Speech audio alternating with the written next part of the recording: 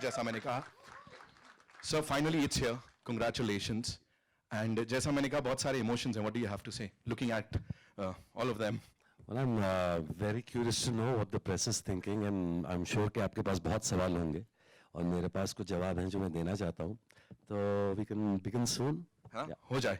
तो यहाँ पे we'll start with the question answers, but before that, to invite on stage the man जो कि यहाँ पे मतलब ऐसा I don't know यार, मुझे थोड़ा गुस्सा आ गया उनके ऊपर. Give it up for Akshay Khanna, ladies and gentlemen.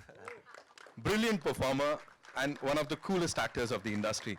Akshay, what do you have to say? As I said, गुस्सा आ गया मुझे थोड़ा इस कैरेक्टर के ऊपर. Didn't you feel कि जो आपके fans हैं, बड़े hardcore fans हैं, they'll think यार क्यों? Why would you do a movie like this? इस इतने grey shades के साथ. Yeah, I think people will enjoy the character. It's a character, as in the promo it comes across as a little someone who's taking sides with somebody who's committed a crime. But that's the story. But as far as the character goes, I think people will enjoy it once they watch the film. But those eyes say a lot, हाँ? मतलब वो भी साथ बोल रही है और यहाँ पे भी दिख रहा है वो मुझे. Akshay Khanna, ladies and gentlemen, and now to invite on stage, she's one of the coolest actresses हमारी industry की. She's one of the most hardworking actresses. Give it up for Richa Chadda, ladies and gentlemen. And one more time, she's killed it over here. You've been vocal with your opinions, you know. आपने कभी ऐसा खुद को रोका नहीं है कुछ भी. जब आप बोलने पे आती हैं बोल डालती हैं. So कहीं ना कहीं ये कुछ personal भी था इसमें या it was just a professional तरीका to, you know, vent it out, or I don't know. I think the director very nicely tapped into that sense of justice I have, and I was able to channel it through this character. Rest, I think you should wait to watch the film. देखेंगे तब पता लगेगा. Also, ladies and gentlemen, please put your hands together for this. वो मैंने कहा ना hard hitting है, तो I think इनको भी पूरा credit जाता है. Meera Chopra, ladies and gentlemen, please give it up for her. Meera, we saw the thing पहले frame से आखिर तक. There was this thing कि we were getting goosebumps and हमको था यार हम इससे cope up नहीं कर पा रहे हैं. How did you manage, you know, to get out of it? Oh, to get out of it? पहले तो मुझे ये नहीं पता था how to get into it because it was a very difficult character to portray and I had a completely different vision to it. So I think I will give all credit to Ajay sir because he exactly knew what I had to do and I did exactly the same. बाहर आने के लिए I would just say that when I finished the last schedule, I went home or I was just quiet for like 4 or 5 days. I didn't know what had hit me. It was extremely emotional. It was extremely difficult. I couldn't get out of it. I had to make an effort. बहुत मुश्किल था. आपके लिए मुश्किल था? बहुत ज़्यादा मुश्किल था. And then all I kept thinking was, I don't know how real rape victims, you know, they must be going through. Right. It's terrible. Right. It is. And जैसा मैंने कहा आपके लिए मुश्किल था लेकिन आपके सामने जो थे जिन पर ये सारे इल्जाम लग रहे थे उनके लिए भी आसान नहीं होगा because he's such a cool person and बड़े अच्छे इंसान हैं लेकिन यहाँ पे इसको portray किया. Give it up for Rahul Bhatt, ladies and gentlemen. We've seen him इससे पहले भी, you know, portraying some of the most amazing characters on screen and living those characters. Sir, कैसे? देखिए कैरेक्टर ग्रे है इसलिए मैंने grey T-shirt पहनी है आज. So of course बहुत ही डिफिकल्ट कैरेक्टर था पोर्ट्रे करने के लिए लेकिन मुझे लगता है कि हर कैरेक्टर की एक सच्चाई होती है और चाहे कितना भी बुरा हो उसमें कुछ एक चीज़ होती है जिसमें डीप जाने की ज़रूरत थी. तो मुझे लगता है रोहन खुराना की भी सच्चाई है जो आप फिल्म देखेंगे तो समझ में आ जाएगी. और ऐसे सब्जेक्ट को हैंडल करना उस सेंसिटिविटी के साथ I think entire marks goes to हमारे डायरेक्टर अजय साहब. So he has handled me very well. Talking about the emotions, आपके इस कैरेक्टर के अंदर कितने सारे इमोशंस चल रहे होंगे उसको कंट्रोल कर पाना फिर उसके साथ, you know, स्क्रीन पे उसको दिखाना. मैं रोज सेट पे आता था और सोचता था मैंने ये फिल्म क्यों की, मैं क्यों कर रहा हूँ ये. लेकिन कभी अपने आप को गालियां भी देता था, अरे यार यही करना था तुझे अब.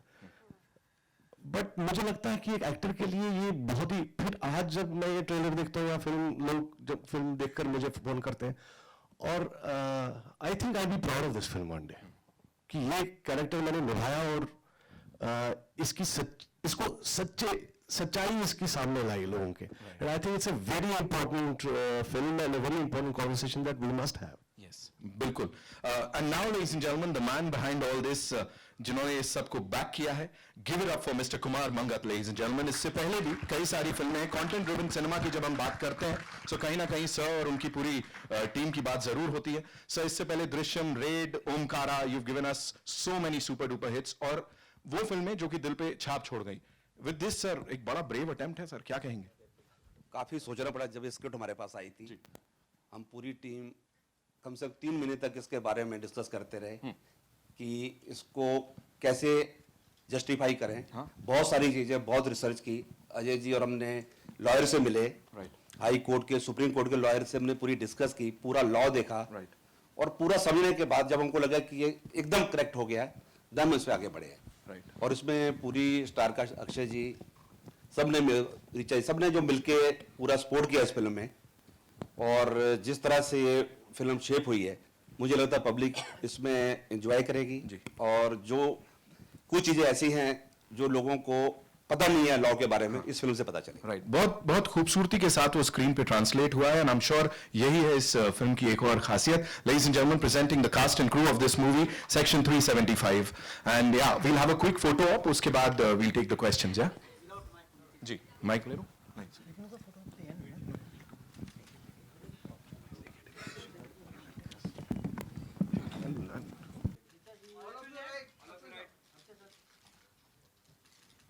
गुड टू गो जी.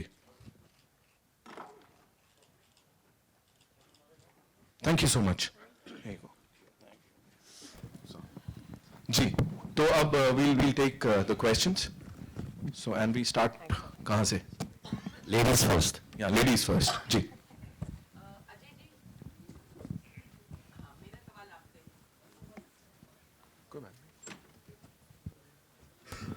मेरा सवाल आपसे है, इस विषय पे तो बहुत सी पहले भी फिल्में बनी हैं, लेकिन अगर अक्षय खन्ना, ऋचा जी इस तरह के उम्दा कलाकार हों तो उनके साथ एक जिम्मेदारी बढ़ जाती है.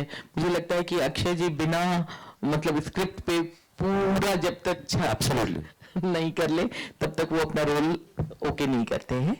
तो इसमें जैसा कि मंगत साहब ने भी बताया कि आप लोगों ने काफ़ी रिसर्च किया, हाई कोर्ट और यहाँ गए थे, तो इसमें सिनेमैटिक लिबर्टी भी कुछ ली गई है या फिर बिल्कुल जैसा आईपीसी है? और मैम, जो आईपीसी है वो खुद अपने आप में सेक्शन 375 है, और ये जो हादसा जो उस फिल्म में दिखाया गया अपने आप में इतना ड्रामेटिक है कि उसको ऊपर से कुछ सिनेमैटिक लिबर्टी लेने की कोई हमको जरूरत लगी नहीं.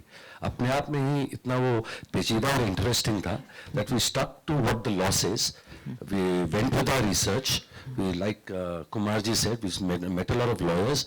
और सबसे बड़ी बात ये थी कि हम बहुत ही अनबायस्ड तरीके से इस फिल्म को प्रेजेंट करना चाहते थे. तो जो ऋचा का कैरेक्टर है, she is fighting lawfully for what she think is right. Akshay ji's character is fighting lawfully for what he thinks is right. तो इसमें सिर्फ फालतू का आर्गुमेंट, ड्रामा बढ़ाने के लिए हमने ऐसा नहीं किया है.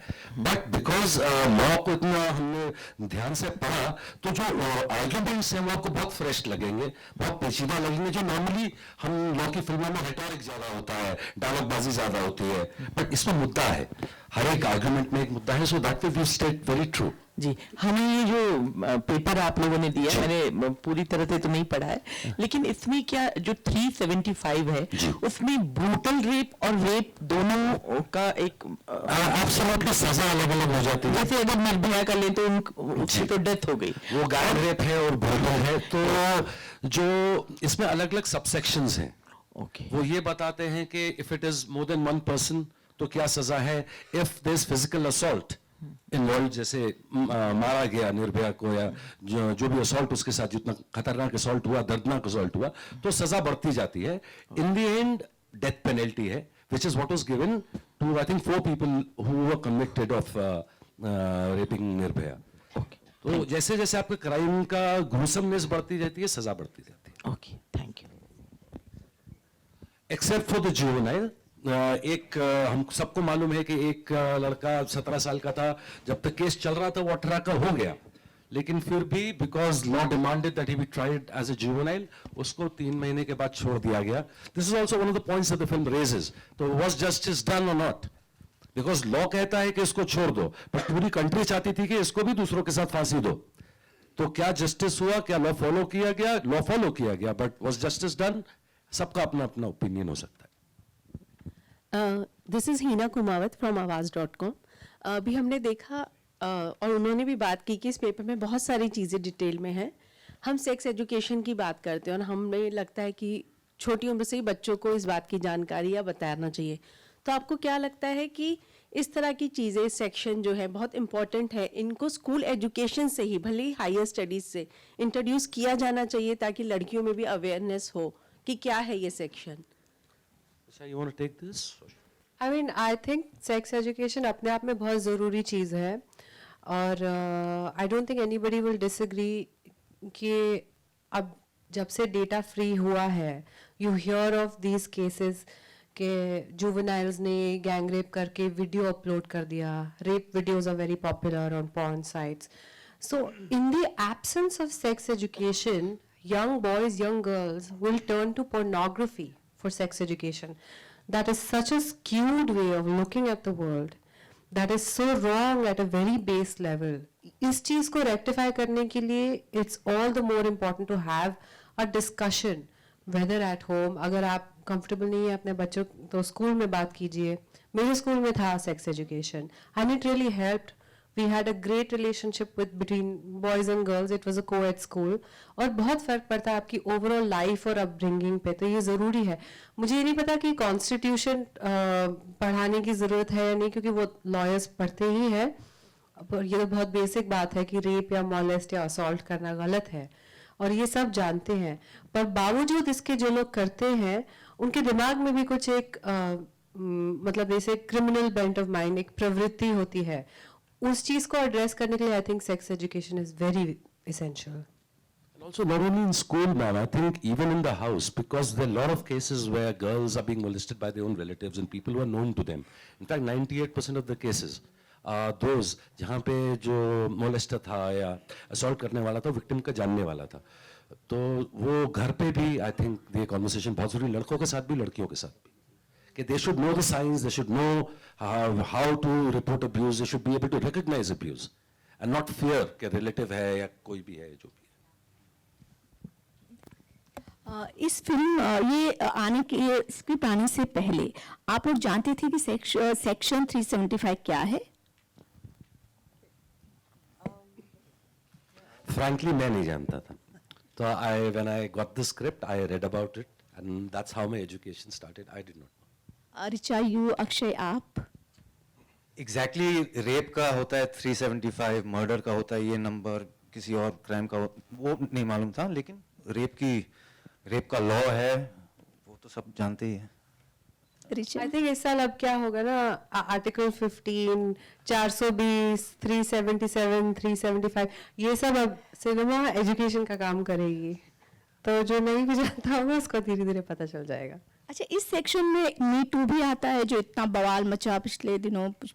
We've not categorically, tried to target that movement because no movement should be, judged. Right now it's just, अभी इंडिया में वो अभी एक परचम पे नहीं पहुंची है, वो कहीं पहुंच रही है, तो हमने उसको नहीं छेड़ा है, ठीक है.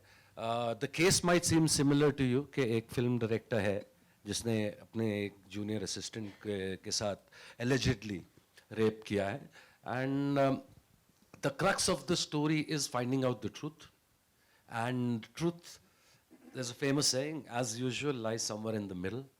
So the film does not take any sides, neither the girls or the boys. It's completely unbiased view, and when both are right and you cannot decide the case, then what does law tell you to do and how do you tackle that? So that is the central question that the film asks. मेरा सवाल ऋचा मसान से लेकर अब तक मोसिना, फिर भोली पंजाबर, अब ये बिल्कुल अलग मुख्तलिफ आपके जो जितना हम आपको देखते आए हैं, जितना भी हमने आपको सिनेमा में देखा है, बिल्कुल मुख्तलिफ किरदार करके. एक मिनट उनका सवाल पूछो. और it's a international effort to break the image what you have done in past. इतना मैं स्ट्रैटेजाइज नहीं करती और मुझे नहीं लगता कोई भी इतना सोचता है. actually अच्छी scripts are so few and far between that when you get a good script आपको अपने आप एक लालच होता है. और जब मैंने everybody on the stage is somebody I wanted to work with and I'm very fond of and I deeply admire. So ये अपने आप में एक बहुत बड़ी अपॉर्चुनिटी थी मेरे लिए. और जब मैंने स्क्रिप्ट पढ़ी तो मुझे ऐसा, देखिए मेरे सारे कैरेक्टर काफ़ी अतरंगी होते हैं, कभी डॉन होते हैं, कभी गाली बकने वाले, कभी रुआसी. मतलब ये मुझे पहली बार लगा थोड़ा नॉर्मल है, मतलब सिर्फ एक लॉयर है, कोई पिम्प या ड्रग डीलर नहीं है या गाली देने वाली लड़की नहीं है. तो I was excited about that also. और जहाँ तक एक किरदार का सवाल है, मैं नहीं, कोई भी लड़की इसके साथ रिलेट करेगी. Why do you fight so aggressively for something you believe is wrong? Something you believe is right? क्योंकि as a woman you can resonate कि हम आए दिन पेपर में पढ़ते हैं, we all have experiences of harassment. तो वो जो चीज़ है ना, वो एक एंगर और एक ज़्यादा जोश देती है. मेरा एक बात तो मेरा सेट पे ब्रेक डाउन भी हो गया था, क्योंकि पता नहीं डायलॉग बोलते बोलते एक चीज़ मुझे ऐसे छू गई कि मुझसे आगे बोला ही नहीं गया. Then Ajay and they are so nice, इन्होंने अर्ली लंच ब्रेक, यार जाओ खाना खा लो. तो मैं रो धो के आराम से, when I was relaxed I came back into the scene, but it a very challenging role. और मैं इसमें मुझे इस फिल्म में, इस सब्जेक्ट में और अपने किरदार में यकीन है. अच्छा सर, आपके सामने विकास फ्रॉम न्यूज़ नेशन.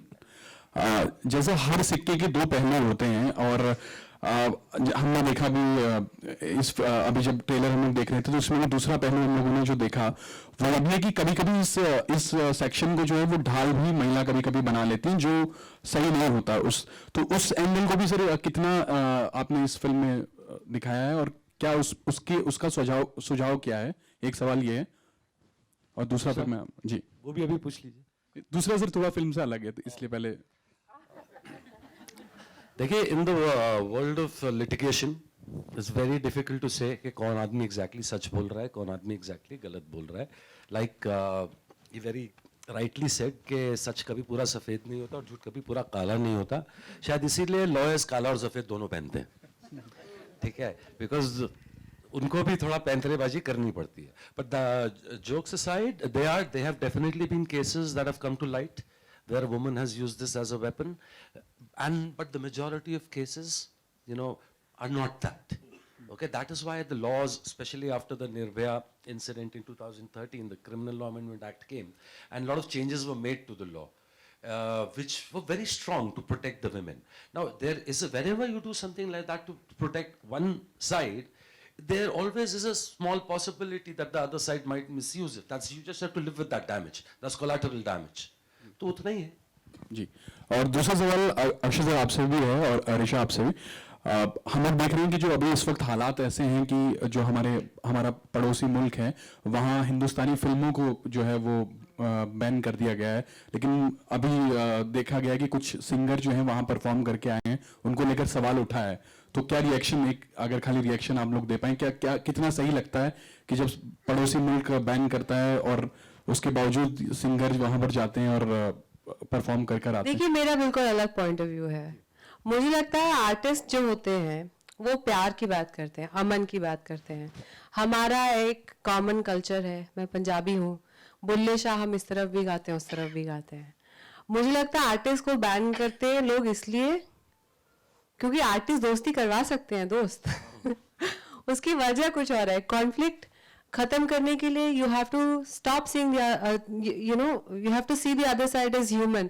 तो सबसे बड़ा पहला विक्टिम जो होता है कॉन्फ्लिक्ट का वो आर्ट और ह्यूमैनिटी होती है. देखिए ना, क्रिकेट है, गाने हैं, ये सारी चीजें जब लॉ, टेररिज्म, अटैक, सिटीजन्स आपस में मुझे लगता है अमन और शांति चाहते हैं.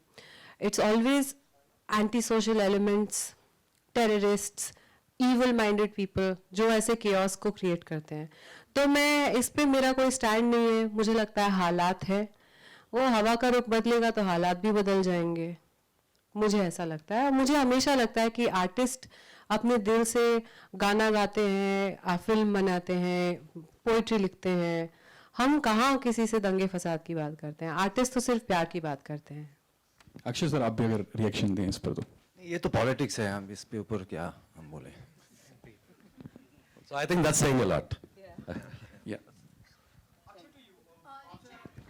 हाय रिचा, मैं, हाय अक्षय, दिस इज रवि मैं फ्रॉम एक्टर्स से पूछना चाहूँगी कि ये जो बॉलीवुड में मी टू का जो ये चला हुआ है, तो काफ़ी एक्टर्स और एक्ट्रेसेस है जो जिन पे अक्यूज्ड है मी टू के, उनके साथ काम नहीं कर रही है. जैसे कि हाल ही में दीपिका पादुकोण ने मना कर दिया लव रंजन के साथ फिल्म करने से. तो आप लोग का इस पे क्या टेक है और आपने इसके बारे में क्या सोचा है कि क्या आप कंफर्टेबल होंगे इनके साथ काम करने के लिए या नहीं? हर केस अलग अलग होता है, every case is different. Case के ऊपर जाना चाहिए.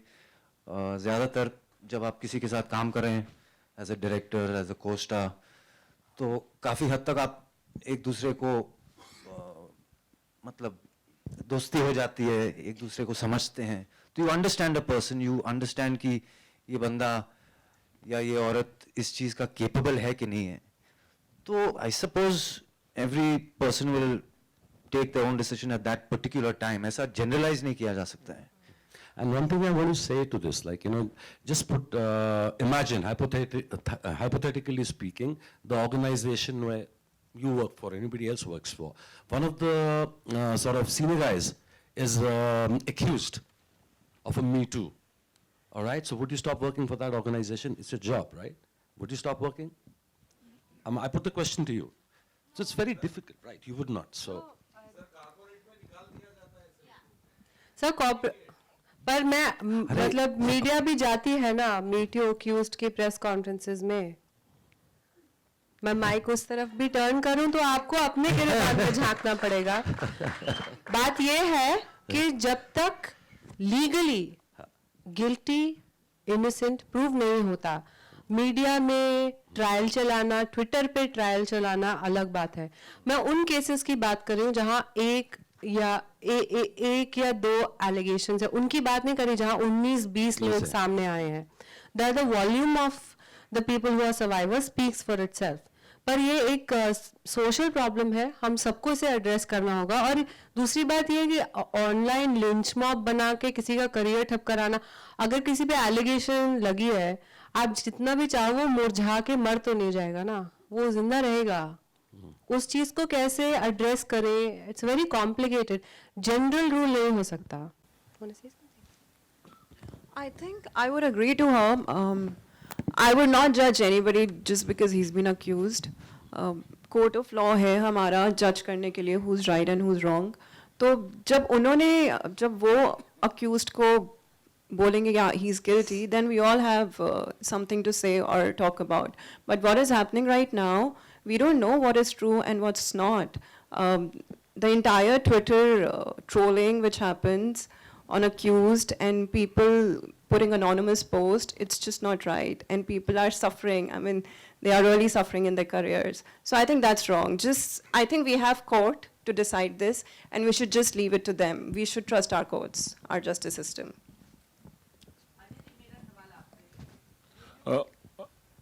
Akshay and Richa, this is Ravi from ABP news. आप दोनों से सवाल है कि आज भी जब रेप विक्टिम को न्याय दिलाने की बात होती है तो हमारा जो लीगल सिस्टम है वही उसे सपोर्ट नहीं करता है. जिस तरह से लीगल सिस्टम को तोड़ा मरोड़ा जाता है, इन्वेस्टिगेशन लेवल पे जिस तरह से इन्वेस्टिगेशन होता है, और दूसरा पहलू ये भी है कि लड़कियों को ही स्टिग्मेटाइज किया जाता है. अगर लड़की सामने आती है, पुलिस स्टेशन जाती है, अदालत जाती है, तो हमारा समाज जिस तरह का समाज है, हम कहते हैं कि हम मॉडर्न लोग हैं, लेकिन कहीं ना कहीं हमारी थिंकिंग भी ऐसी है कि हम लड़कियों को ही एहसास कराते हैं कि तुम्हारे साथ कुछ गलत हुआ है. तो ये जो सोच है लोगों की आज भी नहीं बदली है, उसके बारे में आप दोनों क्या कहना चाहेंगे? देखिए, हम एक पुरुष प्रधान समाज में रहते हैं, ठीक है. रेप भी आदमी करता है. अभी तक मैंने तो अपनी लाइफ में नहीं पढ़ा कि औरत ने रेप कर दिया हो. तो एक सोशल अरेंजमेंट है, not just in India, all over the world. उसमें विक्टिम शेमिंग ये फ्रेज ही इसलिए आया है क्योंकि लोग लड़की से पूछते हैं तुम क्या कर रही थी, तुमने क्या पहना था, तुमने did you ask for it. and we have to change our own attitude towards this crime which carries so much social stigma. हम रेप के लिए ऐसी चीजें बोलते हैं कि इसकी इज्जत लूट ली, इसकी नाक कट गई. इज्जत तो उसकी लुटती है कि जो जिसने अपना आपा खोया है, जिसने who lost control. We all have to change our attitude. जिस दिन ये attitude change होगा ना, तो रेप विक्टिम का चेहरा नहीं ब्लर होगा, उसके साथ जो आरोपी है उसका चेहरा ब्लर होगा. That is the big difference. We all have to make this change. Well said. Akshay, कुछ कहना चाहेंगे आप इसमें? I think she said it much better than I could have said it. Thank you. एक सवाल, एक Long back, do you got nostalgic and how different it would be what you have done in past, especially in the Diwangi lawyer? दीवानगी ज़्यादातर thriller थी.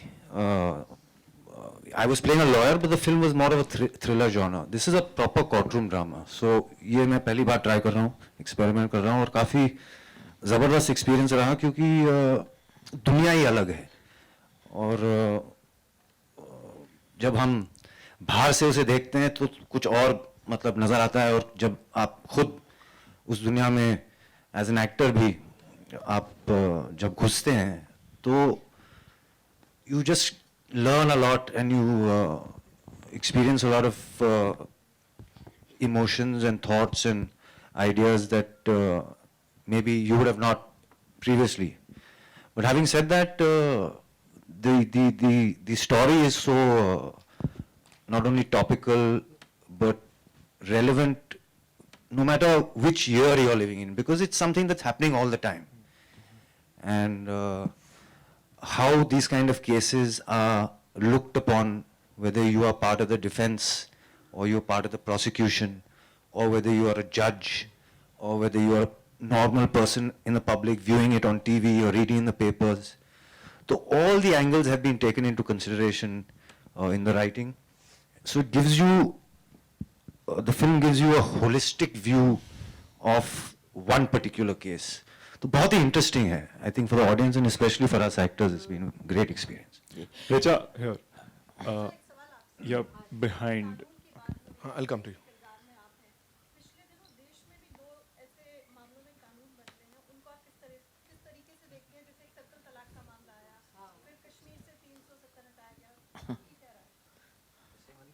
हाँ, इसका वैसे हमारी फिल्म से कोई लेना देना है नहीं. मैं अपने आप को इन दोनों मुद्दों पे ज़्यादा एजुकेट करके आपका सवाल का जवाब देना चाहूँगी, क्योंकि ये अभी अभी हुआ है. कोई भी चीज़ जो इमिडिएटली होती है उस पर ऐसे फास्ट फूड की तरह हम रिप्लाई नहीं कर सकते. उसका रैमिफिकेशंस क्या है, अलग अलग पीढ़ी दर पीढ़ी क्या होगा उस पर. मतलब मेरा ये मानना है कि ये सारी चीज़ें अच्छी नीयत से की गई हैं, और मैं यही मानना चाहूँगी कि इसमें डिस्क्रिमिनेशन या इस तरह का कुछ इन्वॉल्व नहीं है. और मैं ऑप्टिमिस्टिक रहना चाहूँगी. इससे ज़्यादा हम लाचार नागरिक कर क्या सकते हैं. ठीक है. पाठक जी, आप एक सवाल आप दोनों से. Richa, we know you as a very vocal person, you always share your views. तो आपका ये इस फिल्म में आपका जो ये जो कैरेक्टर है, आपके कितने खुद के इनपुट्स थे या नहीं थे, और you had to take extra effort to learn the language of, you know, like the language of law? There is a language of law. There is जो terms हम use करते हैं, जैसे कि story is a technical term in law. Theory is a technical term in law. Tainted evidence is a technical term in law. So these things Ajay had to educate me with, and I was really happy to learn that, you know, so much is going on in a courtroom. मतलब तर्क वितर्क की बात. I can resonate with this character personally because I feel like I have a sense of justice, but all the technical assistance, this guy. और recently, you know, we saw National Film Awards के winners announce हुए थे परसों. A lot of good films have got awards. काफी अच्छी films के with good subjects have been appreciated. How important is the encouragement by a platform like National Film Awards for films like perhaps an Article 15 or this particular film? You know, जो एक encouragement मिलना चाहिए ऐसे filmmakers को, वो कितना important है ऐसे बड़े platform पे? एक ऑडियंस के encouragement से बड़ा encouragement कोई नहीं होता. तो ऑडियंस encourage कर दे, will be very happy. Akshay, आप कुछ कहना चाहेंगे, you know, on this? He said it correctly, but when your own country gives you an award, I think that's the ultimate, ji. award to get. Pathak ji, आपने और अजय जी ने बहुत अच्छी कहानी लेकर आ रहे हैं। इसमें कहीं भी ऐसा नहीं लग रहा है कि रेप के बहाने आप कोई सनसनी फैलाना चाहते हो। बहुत अच्छे से डील किया है, जैसा हमने इसमें देखा है। लेकिन इस फिल्म में जो कैरेक्टर है, पर्टिकुलर लड़की का कैरेक्टर, उसकी जाति का जिक्र किया गया है। तो क्या वो कुछ मुद्दा, मतलब वो कुछ निचली जाति है या जो भी है, उनके वकील ने जिक्र किया कोर्ट में। ओके हाउ शी इज जिक्र करने का कारण भी है। Okay okay okay. Rahul, straight here, yeah. Welcome. Rahul, a word about your character and what were the kind of emotions that went full? To him for that. I'm really very thankful. Right, thank you. Rahul, you are also from Jammu and Kashmir. How is your family out there? If you have any family out there, have you been able to establish? देखिए, मैं Kashmiri migrant हूँ, मैं कश्मीरी पंडित हूँ, हमारी कोई family वहाँ नहीं रहती अब। हम बहुत 1989-90 से ही छोड़ के चले आए, और जब लोग छोड़ते हैं तो कुछ कट्टरपंथियों की वजह से छोड़ते हैं, लेकिन कट्टरपंथी सिर्फ मुसलमान नहीं होते, हिंदू भी होते हैं, क्रिश्चियन भी होते हैं, ईसाई भी होते हैं, सिख भी होते हैं। हर धर्म में कट्टरपंथी हो सकते हैं, लेकिन हर धर्म में बहुत अच्छे लोग भी होते हैं। तो कश्मीर में बहुत अच्छे लोग भी हैं, बहुत ज़्यादा लोग बहुत अच्छे हैं, बहुत कम लोग बहुत बुरे होंगे शायद। तो मैं ये कहता हूँ कि जैसे कोई अब अगर किसी कट्टरपंथी का बच्चा भी यहाँ खड़ा हो और एक बुलेट वहाँ से आए, तो मैं अपने आप को उसके सामने खड़ा कर दूंगा। I don't have anything against them, and I only pray to God कि ये जल्दी से खत्म हो जाए मामला और सब ठीक हो जाए पहले की तरह। Also, one second, Nitin. You know, there is a scene in the trailer where I think Meera's character is, while interrogated by the police officer, he asks whether you are habituated to sexual intercourse or not. There is something called as the two-finger test, which, although banned by the Supreme Court, is still, implemented by doctors illegally. Have you touched upon the same, and what do you guys think about it? Two-finger test? No. The two-finger test, as you rightly said, has been banned.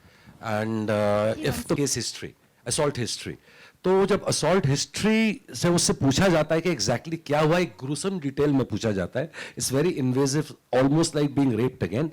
But what you say there is very important, because अगर आपकी body में वो proof नहीं मिला, आपके DNA swabs में नहीं मिला या fingernail scrapings में नहीं मिला, तो the doctor will write that the report will go in the favor of the accused. So इसीलिए उतना डिटेल में पूछते हैं ताकि कोई डिस्क्रिपेंसी ना रह जाए. और ऐसे सवाल हैं फिल्म में, देखिए तो बहुत छोटा सा आपने एक पार्ट देखा है सीन का, जब आप सवाल वो डॉक्टर पूछेगा, इट्स जस्ट शॉकिंग एंड मैं आपको बता नहीं सकता. Like after getting raped, you don't want to go through that interrogation. After getting raped, that's the last thing a woman needs, but it is done, it is important. I want to just ask, like, through this film, are you all giving any message which could help the society? I mean, is there anything, is it like empowering or anything of? Definitely. I think the way this film dissects the law, a lot of people do not know what actually constitutes rape.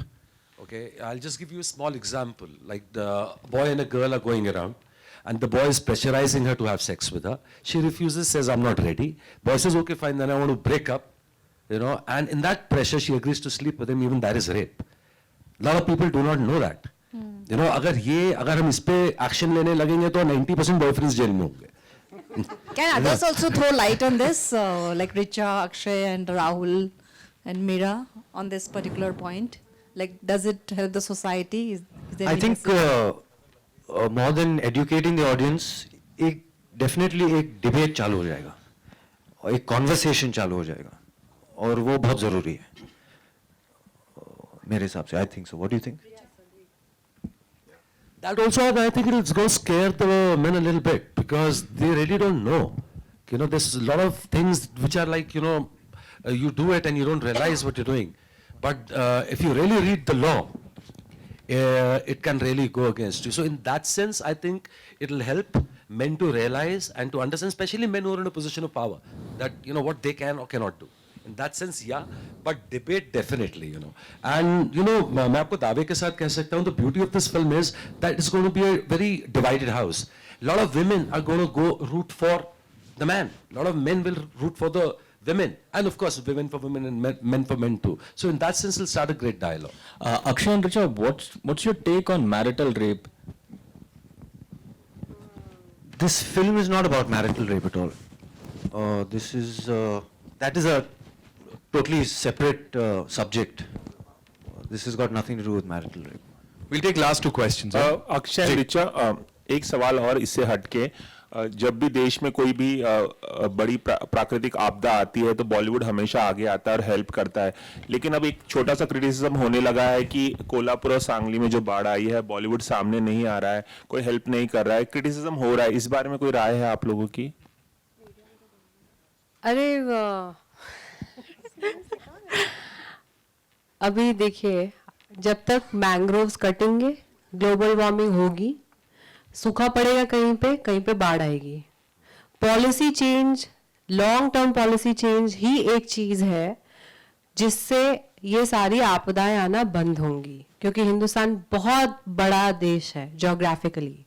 और जी हाँ, बॉलीवुड की जिम्मेदारी है कि आगे आए. बॉलीवुड से ज़्यादा शायद उन लोगों की है जिनको हम वोट देते हैं, फिर उनको टैक्स भी देते हैं. तो मुझे लगता है कि हम बॉलीवुड को इतना बड़ा रोल मॉडल ना बनाएं, क्योंकि हम भगवान नहीं हैं. मतलब हम बेचारे एक्टर हैं जो ट्रेलर लॉन्च पे आके आपके सामने आए सवालों का जवाब देने. तो अभी इकोनॉमी, पॉलिटिक्स, बाढ़, हम नहीं चाहते कि बाढ़ आए, पर हम क्या करें. अब आ रही है बाढ़, हर जगह आ रही है. पिछले साल केरला में, इस साल महाराष्ट्र, कर्नाटका, केरल, हर जगह आ रही है बाढ़. पॉलिसी चेंज की जरूरत है. कहीं 12 billion metric tonne ice melt होगी तो पूरी दुनिया में सी लेवल राइज करेगा. Climate change is a reality, we all have to understand. जी आखिरी सवाल. Thank you so much. पूछ रहे थे? हाँ. अक्षय जी, ये बहुत कंफर्म है आपकी तरफ से कि आप पैसे के लिए फिल्म करते नहीं हैं. तुम्हें किसने बोला ऐसे फ्री में कर लेते? हाँ? कहानी बहुत अंदर से जो स्फूर्ति आपको लगता है कि इस कहानी से जुड़ता है, और हर कहानी से जुड़ने का एक पर्सनल होता है कि ये कहीं ना कहीं आपको टच कर रही है, छू रही है, और आप ये बात कहना चाहते हैं. भले आपके कैरेक्टर एक निगेटिव चुना है, आपने बहुत कम बोला इसमें मोड़ो, ये आपको किस तरीके से छूती है और क्यों ये कहानी आप कहना चाहते थे, क्यों आप जुड़े?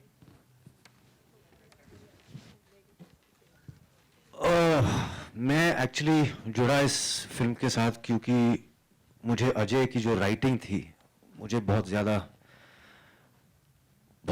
कुछ ऐसी राइटिंग थी जो मैंने कभी पहले नहीं देखा था. और जिस मैच्योरिटी से, जिस डेप्थ में जाके अपना पूरा लाइफ का और सोल का एक्सपीरियंस इस्तेमाल करके अजय ने इस पिक्चर को लिखा है. और उससे मैं बहुत इंस्पायर हुआ. एंड जब आप पिक्चर देखेंगे तो आई एम श्योर आप पहचान पाएंगे कि जिस शख्स ने ये पिक्चर लिखी है, डायरेक्ट की है, बहुत ही मैच्योरिटी और कुछ multiply nuanced or very fresh writing, whether it's the dialogue, whether it's the relationships between the characters, whether it's his take on this particular law, his take on the judicial system. On many levels, the writing has been extremely high, and that is what really attracted me to the subject. Thank you so much, ladies and gentlemen. Just one question, not about the film, just a fun question, Akshay, for you, because Dil Chahta Hai completed 18 years and it was trending all over Twitter recently. So I just want to know from you, like if you look back, like what do you think the three characters would be today after 18 years? Where would they be headed? Just a fun question for you, as a Dil Chahta Hai fan. In fact, I always told Farhan, I said, wait till all of us are 50 plus. And then make Dil Chahta Hai 2. So then it'll be fun. If you make it after 10 years, 15 years, no fun. So I think now Amir is 50 plus. Saif will be there soon. I have to take a little more time. Then we'll see. Thank you so much, ladies and gentlemen. And now for the final photo op, I'd like to invite some very important people on stage. Mr. Aditya Choksi, who's the co-producer, ladies and gentlemen. And also Mr. Murli, यहाँ पे हमारे साथ हैं, the associate producer, ladies and gentlemen. So it's time for the final photo op.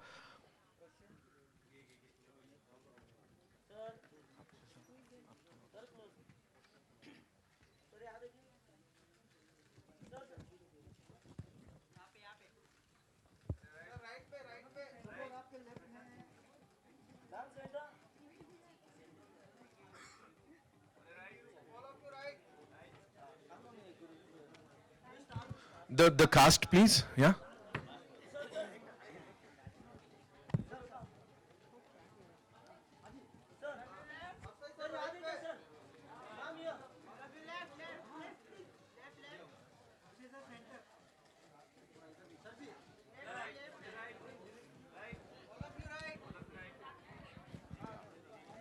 Solo solo